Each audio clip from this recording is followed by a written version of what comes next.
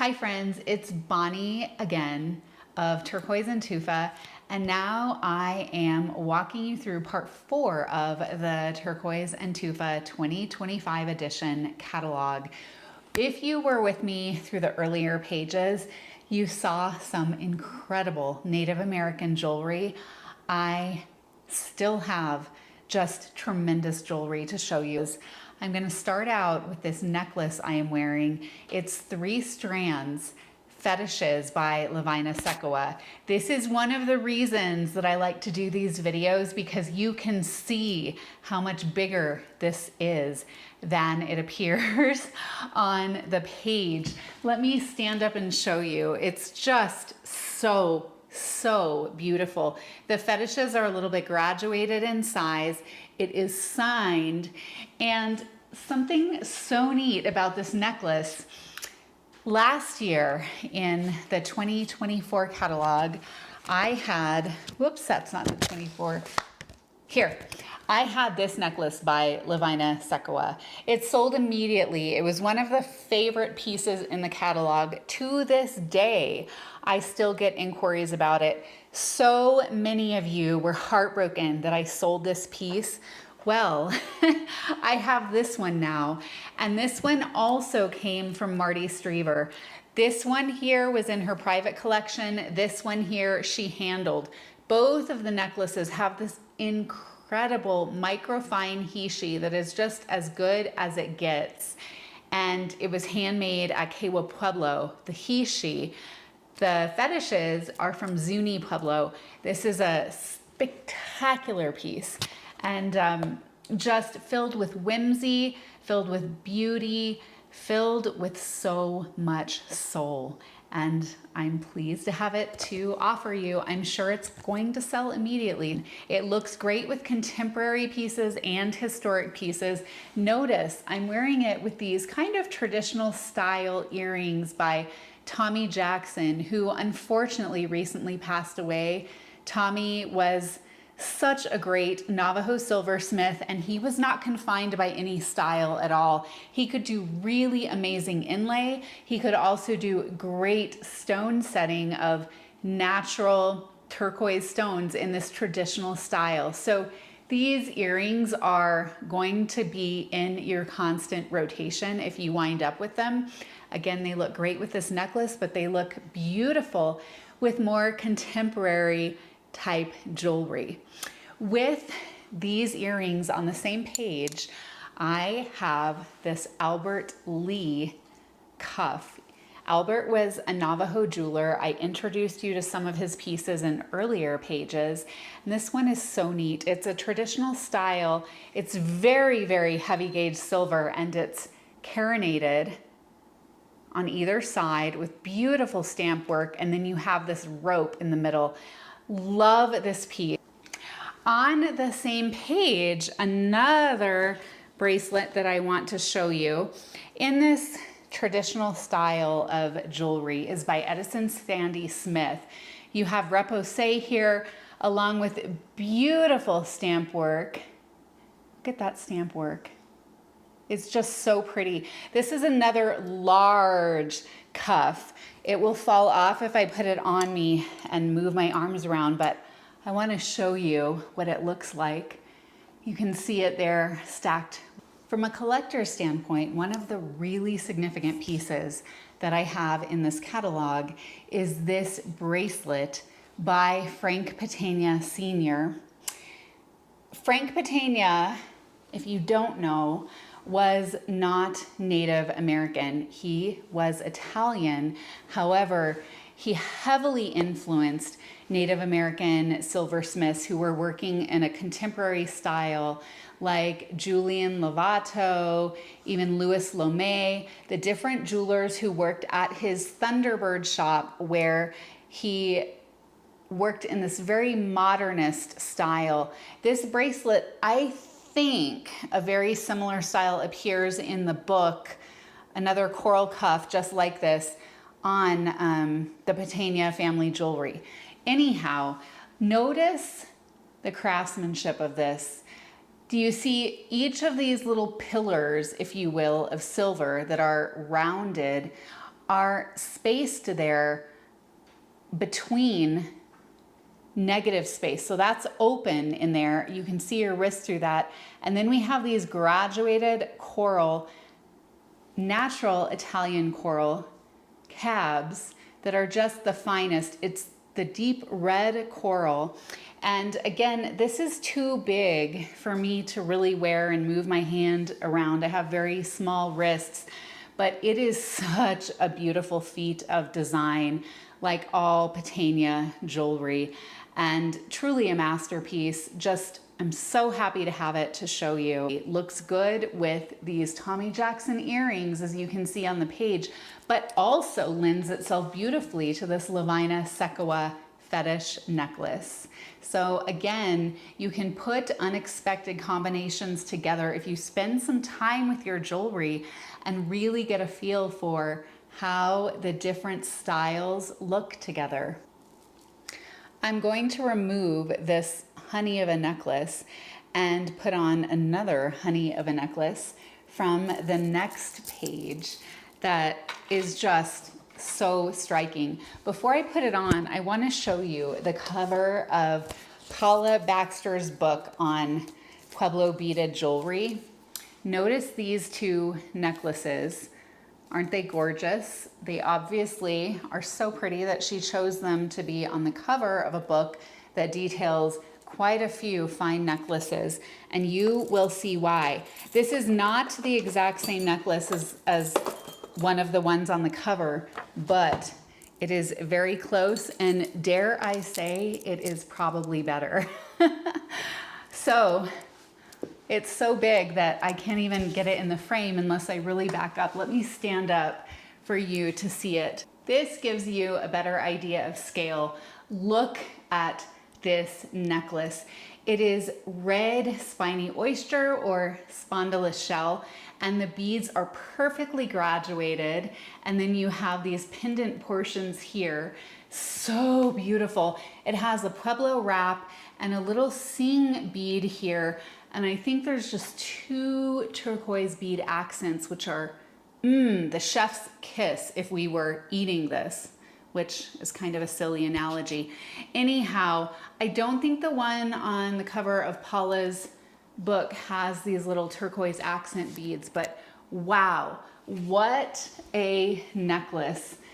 And again, notice it looks great with Tommy's jewelry.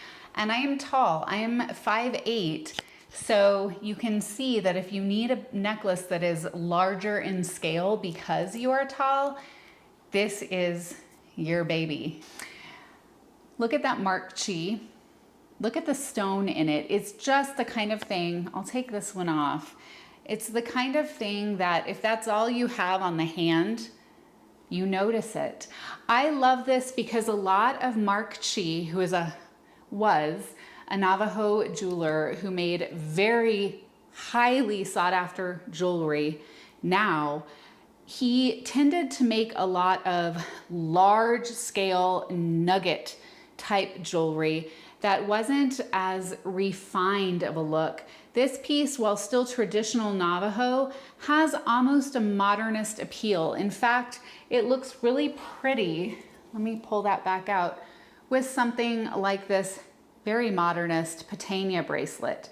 There's a different look to this Mark Chee that I absolutely love. I had to have it the minute it was offered to me, and it is signed on the reverse. With the Mark Chee, I've got an earlier ring that is just beautiful. You can see when I have the earlier ring on with it, they're a little bit different in style. You see how the Mark Chee actually looks more contemporary than this early ring, but both of them are absolutely striking. This one looks fantastic, of course, with this necklace. They both do, in fact. This is number 8 turquoise. You can see the little brown matrix in there, and it's really a fine necklace. It's just delightful. It's really long, and let's see here. Even though it's tiny and you won't know it's on, you have got that beautiful length to it. Do you see that? I don't have really the right neckline on for this necklace, but it's such a sweet piece. And again, Terry and Joe Reano were some of the last remaining jewelers at Kewa or Santo Domingo, Pueblo, who were working in this old style where you do everything by hand. Now, these earrings are going to be ones that you reach for again and again if you wind up being the lucky purchaser. They're elongated blossom earrings with beads, and they are so incredibly wearable. Again, I'm always on the lookout for pairs of earrings that I can wear with an array of styles. So often I'll come up with a necklace like this, or maybe a fetish necklace, and it's a little bit more difficult to find the right earrings that go with it, but these are going to serve you well. You can wear them with your very old historic beaded necklaces. You can also wear them with some of the vintagey necklaces with great Pueblo or Navajo beads. They'll go with everything. I really, really am impressed by them. Love this piece because you've got the versatility of wearing it long or wearing it short as a 2-strand choker.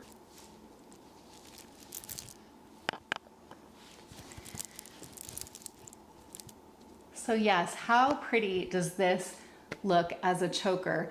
And something that goes so lovely with this is a number 8 ring. Look at that matrix by none other than Navajo great Perry Shorty. I'm thrilled to have this ring. Look at how beautiful it is. Again, this is a piece I would just wear all by itself, kind of like that Mark Chee ring or the historic ring. They don't need to be stacked with other pieces because they have so much presence to them. And it's just made for wearing with what I have on. It's just perfect with it. For the next 2 pages, we're moving into some very contemporary jewelry. And the first piece that I want to show you is a necklace by Eugene Nelson. This necklace won an award. It was the 1997 New Mexico State Fair, which is really cool. Any award like this is special for a jeweler, and it's neat that it still comes with the ribbon. A lot of people lose track of those things, so I'm happy to have the ribbon for you. This necklace is truly gorgeous. It is 2 sides. So you can have one look on one side and a different look on the other. This is the side that appears in the catalog. It's not huge, but it doesn't need to be huge because there's so much detail going on in this. This is the other side. Eugene Nelson, he studied architecture like Richard Chavez. So his work is very sculptural, very architectural, and if you want a piece that wows others, but you don't want to have something that is giant in scale, this is the type jewelry that you want to look for. It will change everything. Okay, I went from very plain to something really special with this necklace. Let's see there. Can you see it? Notice it with the Mark Chee ring. It looks beautiful with Mark Chee. I've also put on this more contemporary ring by Jolene Eustace. It looks wonderful with this. And you know, when you think about it, you could go into Tiffany's, you could go into Neiman Marcus, and you could buy a necklace like this.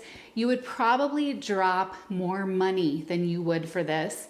And yet this necklace is truly one of a kind. There is not another one like this out in the entire world. Whereas something that you find at Tiffany's or Neiman Marcus or where have you, there will likely be others out there. So there's something about wearing one of a kind jewelry that is never replicated anywhere else that makes you feel very, very special. Let me put it on this way for you now. Okay. Here we go. So another striking piece, 2 looks in one. And you all, there is so much work in this. I just cannot tell you. Eugene has done everything by hand. I have a Norbert Peschlikai cuff. It's kind of a medium cuff, and it's a medium size cuff. It looks really great with this.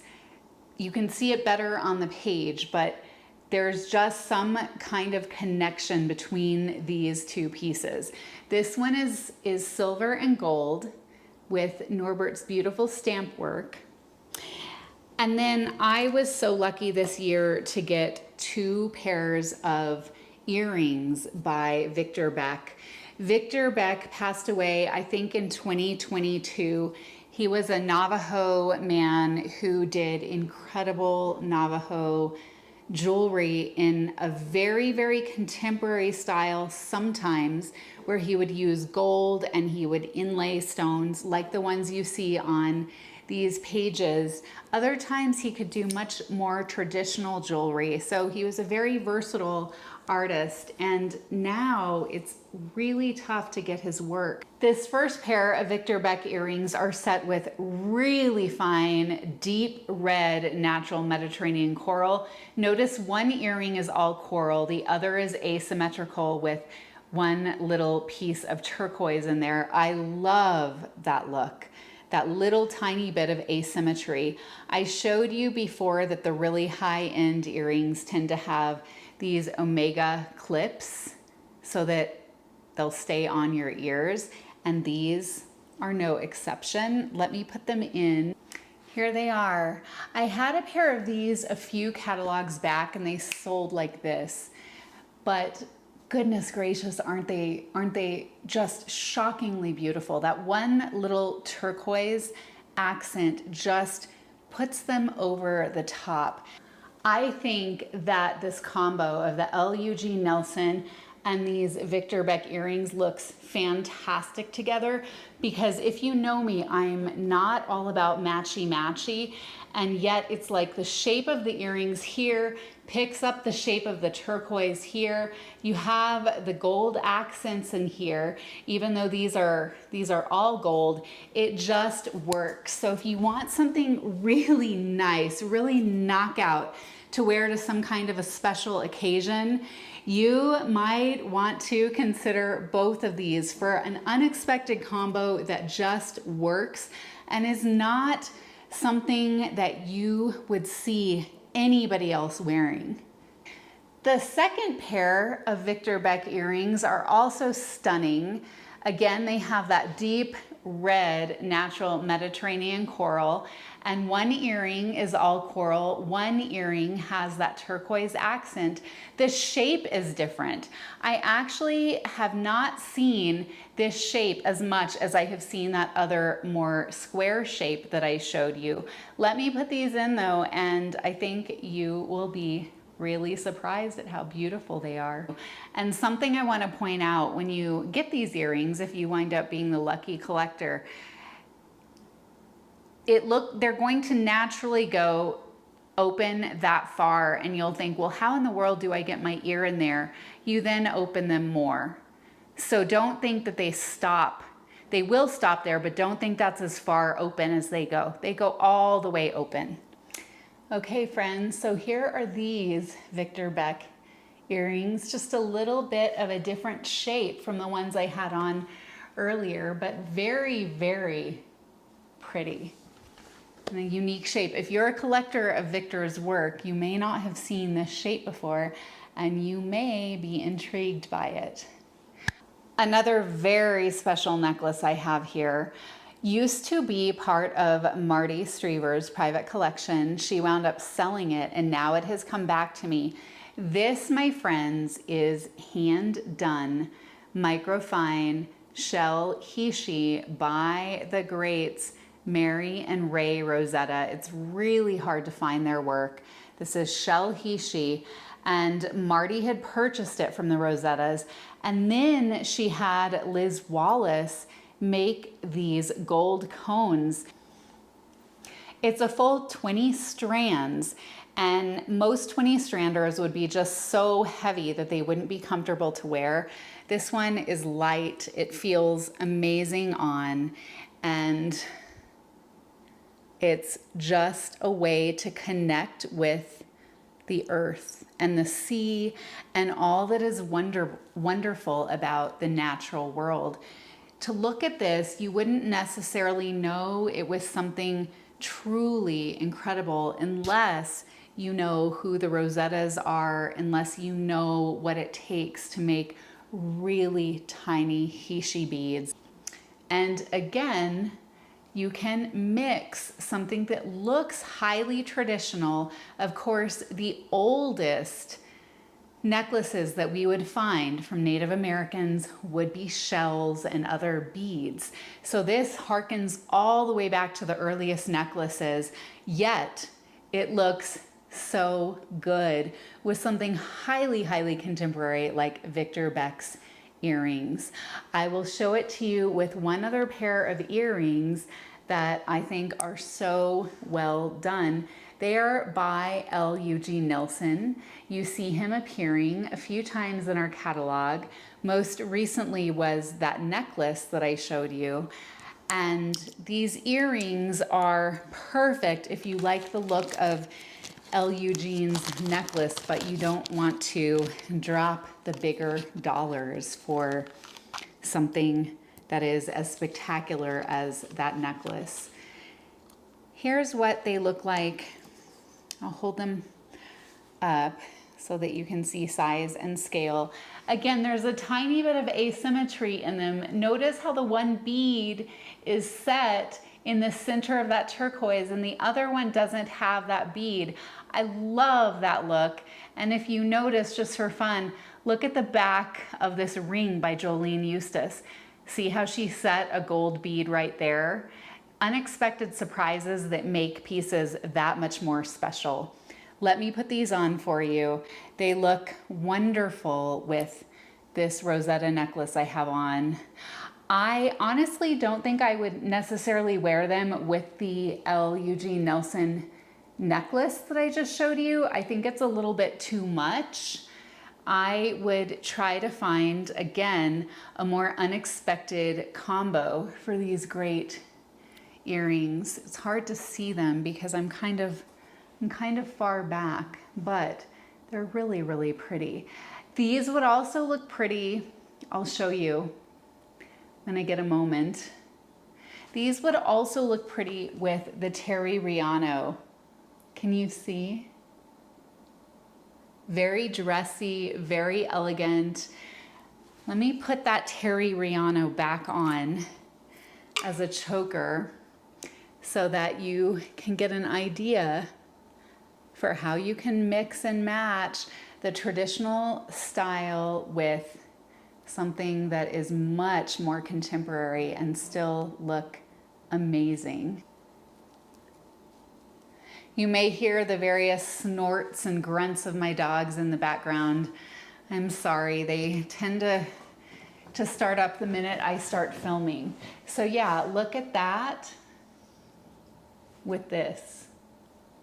Really pretty, really unexpected again, but really, really pretty. That does it for this fourth section of walking you through the catalog. We have one more left. Don't go away because you're going to want to see what's in this last section. Thanks so much. Bye.